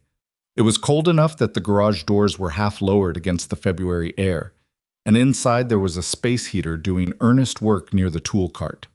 The fluorescent lights hummed. Something classic was playing on a small radio on the workbench. She didn't know the song, but it was the kind of thing that sounded like it had been around long enough to have earned its place. Nathan was at the workbench when she came in. He looked up. "Victoria," he said. Not surprised exactly. More like a man who had been expecting something without knowing what form it would take. "I was in the neighborhood," she said, which was not true, and which they both understood was not true, and which neither of them addressed. "You want coffee? There's a pot in the back." "Please." She followed him through a door at the back of the garage into a small room that served as office and break room and storage simultaneously. A desk with a rolling chair, a mini-fridge, a coffee maker that had seen better decades, a corkboard on the wall with papers pinned to it. On the corner of the desk there was a drawing, crayon on construction paper, the specific ambitious chaos of a child's art, showing what appeared to be a person working on a very large car under a very bright sun. She looked at it while Nathan poured 2 mugs. "Lily?" she said. "She did that in October. She comes in on Saturday mornings sometimes when Mrs. Carver needs a break." He handed her a mug. She reorganized the socket wrench drawer by color, and I'm still finding things. Victoria smiled. "How is she?" "She's good." He sat on the edge of the desk. She's reading chapter books now. She reads them at dinner when she thinks I'm not looking. Sounds like you. He looked at her. How do you figure? You notice everything and pretend you don't. He considered that. She's better at it, he said. The coffee maker dripped. The space heater hummed. Outside the half-lowered bay door, a car went by on the street, slowing for a stop sign and then picking up again. Dylan's attorneys filed another motion last week, she said. I know, Marcus mentioned. Third one. It'll be denied like the others. Probably. He drank his coffee. How are you holding up with all of it? She thought about the honest answer. Some days I'm fine. Some days I sit in my office and think about how long it was going on, and I have to physically stop myself from running through every decision I made in that period and trying to figure out which ones were clean and which ones were being manipulated. She paused. It's not a useful exercise. No, he said. It's not. I do it anyway. I know. He said it with the tone of someone who had a passing familiarity with reviewing their own decisions until the review became its own problem. She looked at the drawing again. The large car, the bright sun, the figure with a wrench. Nathan, I want to ask you something directly. Okay. The night at the garage, when I came and asked for your help, she turned the mug in her hands. You said trust was what was broken. Not money, not the job. Trust. I remember. What I've been trying to understand, and I don't think I've gotten there completely, is whether I actually earned it back or whether you just decided the situation was bigger than the trust question. She looked at him. Because those are different things, and I'd rather know which one it was. He was quiet long enough that she knew he was thinking about it genuinely and not just finding the right way to phrase an easy answer. Both, he said finally. It was both. The situation was bigger. I wasn't going to let 900 people take the fall because you'd made a bad call on a Tuesday morning. That part was separate from you. He paused. But the other thing, the way you came to the garage, the way you talked to me, the things you were willing to say about yourself, that wasn't nothing. I should have done that 2 years ago. Yeah, he said. You should have. She appreciated that he didn't soften it. It would have been easy to soften it, to say something about how she hadn't known, how the circumstances had been what they were. He didn't, and the not softening was its own form of respect. I want to do something, she said, for you. And I know you'll say no to the obvious things, so I'm trying to think of something you won't say no to. He looked at her with mild suspicion. What kind of something? The security systems at the company need to be rebuilt essentially from the ground up. Parrish is handling the operational side, but the protocols, the reporting structure, the way information moves from the field level to the executive level, the way alerts get escalated, all of it needs redesigning by someone who understands both the field reality and the organizational reality. She paused. I'd like you to consult, not in a formal capacity, not with a title or a contract in the company system, project-based, paid through Marcus's firm as a professional services arrangement, entirely off the Hayescroft organizational chart. He looked at her steadily. Why? Because you saw things in 2 years of driving that my entire security infrastructure missed. Because the failure wasn't just Dylan. It was a system that created the conditions for Dylan to succeed, and I don't want to rebuild the same system with a different person running it. She paused. And because you understand what it looks like when things are actually wrong, not just when they look wrong. He was quiet. You said no to the executive position, she said. I said no to the spotlight, he corrected. That's different. So this is different. He turned his mug in both hands. The coffee maker had gone quiet. The space heater ticked. Part-time, he said. I can't be in your building on a regular schedule. I have the garage, I have Lily's pickups. I'll review what you send me and I'll come in when it's necessary and not otherwise. That's exactly what I'm asking. And it stops if it starts affecting things here. Agreed. He nodded slowly. Okay, he said. Okay, she said. They drank their coffee in the back room of the garage on a Saturday morning in February, and it was nothing like any professional arrangement she had ever made in her life, and it felt more solid than most of them. She told the board about the security protocol redesign in March, without naming the consultant. Several board members asked pointed questions about the restructuring of the reporting hierarchy, and she answered them, and Cora Hutchins asked a question that stayed with her afterward. What changed in your thinking about who you listen to? Victoria had thought about the answer before the meeting because she'd known Cora would ask something like it. I used to listen to the people who had the most institutional authority to speak, she said, and I called it good judgment. What I actually had was a bias toward confidence, toward the people who already had a platform, who already had credibility in the room, whose access to me was already established. She paused. I had exactly zero systems for receiving information from people who were right but quiet, who were right and had no institutional standing to push through the channels I'd created. She looked around the table. We're building those systems now. It's slower. It requires more effort than just listening to the loudest voice in the room. But the loudest voice in the room almost cost us everything, so I think the effort is warranted. Cora looked at her for a moment and then wrote something on her notepad and said nothing further, which was Cora's version of approval. The meeting ran long, the way board meetings did, and by the time it was over, the winter afternoon was fading outside the 22nd floor windows. Victoria stood at the glass for a few minutes after everyone else had gone, looking at the city in the early dark of winter, the lights coming on in the buildings across the river. She thought about Dylan's office, which was now Parrish's office, which had been repainted and refurnished and was recognizable only by its position in the building.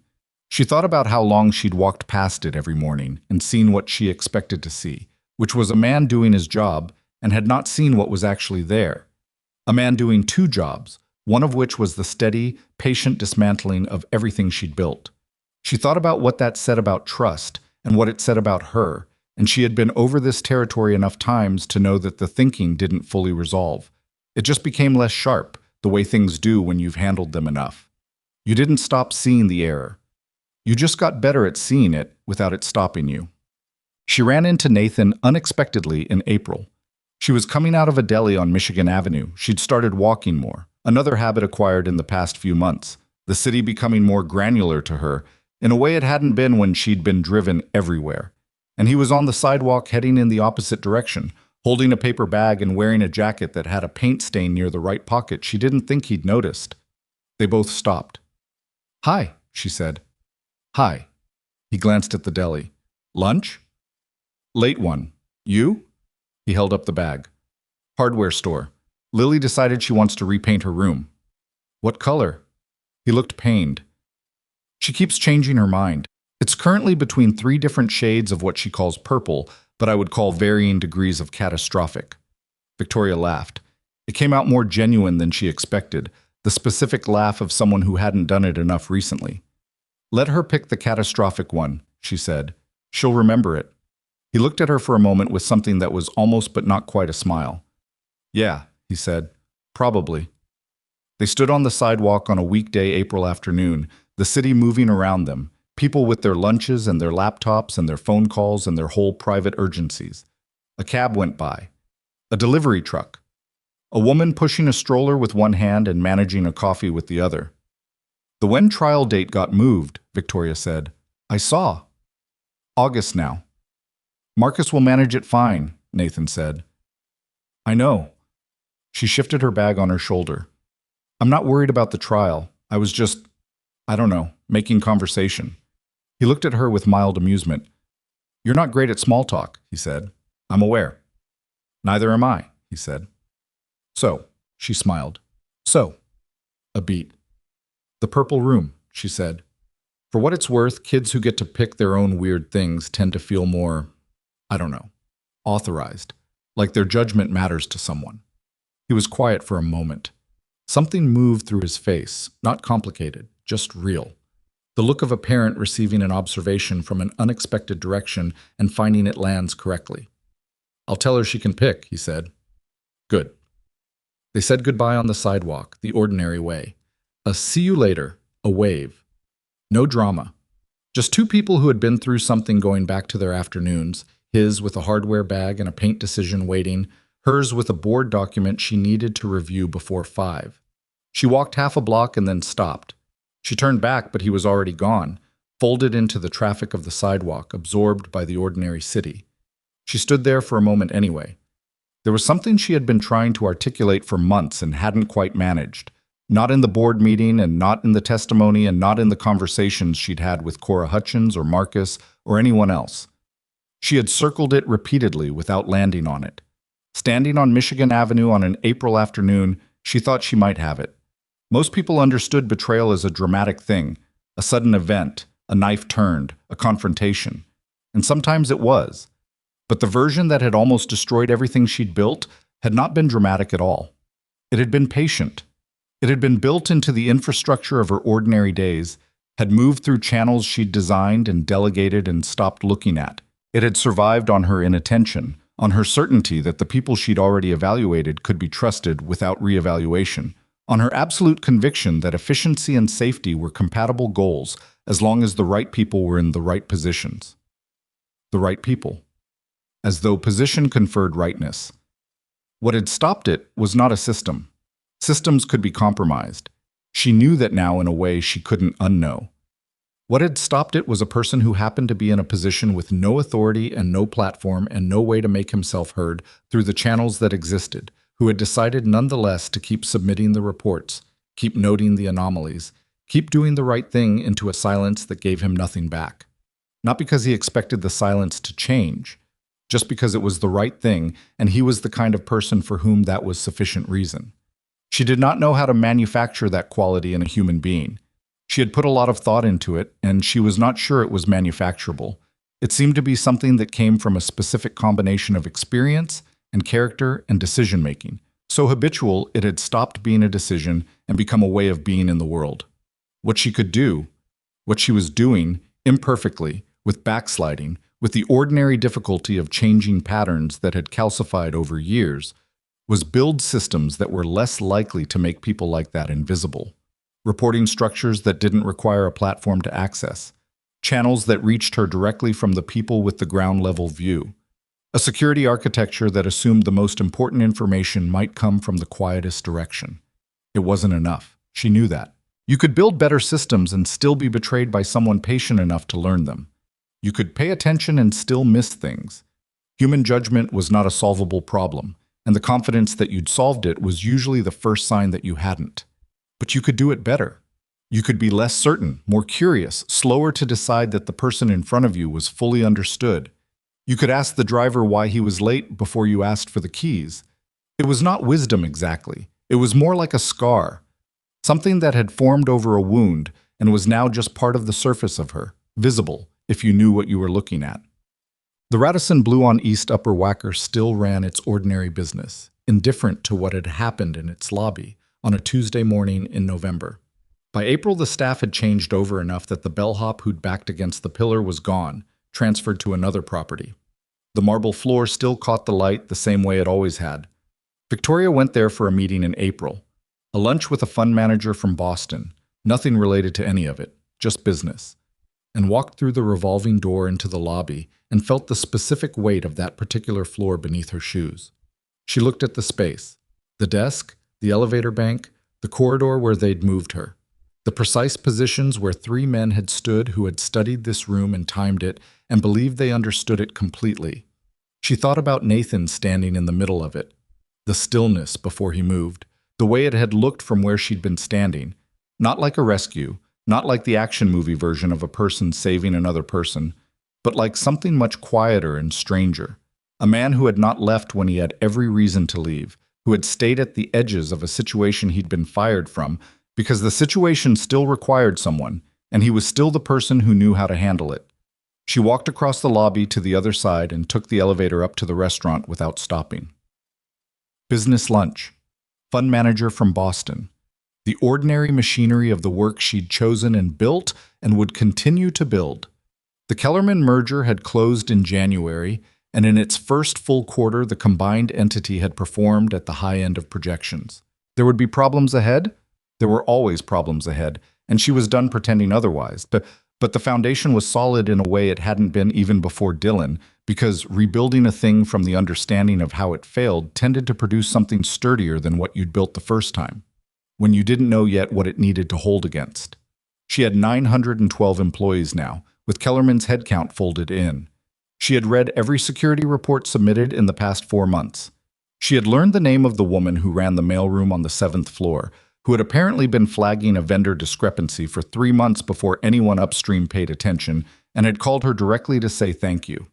The woman had been silent for a moment on the phone, then said, "I didn't think anyone was going to call." Victoria had said, "I know. I'm sorry it took this long." She meant it. That was the thing about the past few months. She had said many things she meant, and it had turned out that meaning the things you said was both harder and less complicated than she'd believed. Harder because it required actually knowing what you thought and felt, which required slowing down enough to find out. Less complicated because you didn't have to remember which version of things you'd told to which person. She thought about that on the elevator up to the restaurant, about the version of herself that had walked through this building's lobby 6 months ago, moving at the velocity she'd mistaken for clarity, firing a man for 3 minutes and not listening to the thing he was trying to tell her. She didn't hate that version of herself. She didn't think self-hatred was useful or accurate. It was too easy, too self-focused, the wrong lesson drawn from the right event. What she felt was more like a clear-eyed acquaintance with the failure, the specific shape of it, the conditions that had produced it. She understood it, she carried it, she used it. That was enough. It had to be. Sometime in late May, Nathan sent her a photo from Lily's room. It came through on the personal number, no message attached, just the image.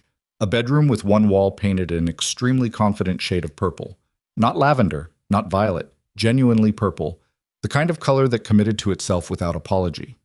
There was a small bed with a stuffed rabbit on it, and a stack of chapter books on the nightstand, and, in the corner, a drawing taped directly to the purple wall that appeared to show a very large car under an extraordinarily optimistic sun. She looked at the photo for longer than was probably necessary. Then she typed back, "She has excellent taste." 3 minutes later, "She's choosing the furniture next. I'm afraid." She laughed at her phone in her office, alone, on a Wednesday afternoon. Her assistant knocked and opened the door and saw her expression and looked briefly surprised, then smiled without knowing why, which was how it tended to work. Someone else's genuine feeling, transmitted without translation. "Your 3 o'clock is here," the assistant said. "Give me 2 minutes," Victoria said. She looked at the photo once more. The purple wall, the books, the drawing of the car. A child's room, particular to that child, expressing everything about what she thought the world should look like in the specific way that only children could still do, with complete authority and no doubt. Nathan had built that, not the room, the conditions that made it possible for a child to care that much about a wall color, to feel that certain of her own vision, to tape her drawings up without wondering if they were good enough. He'd built that by being present in every ordinary way, by showing up to the pickups and making the lunches and checking under the bed and letting her reorganize the socket wrenches by color, even though it made his work harder. By choosing, every day, the life that was real over the life that was impressive.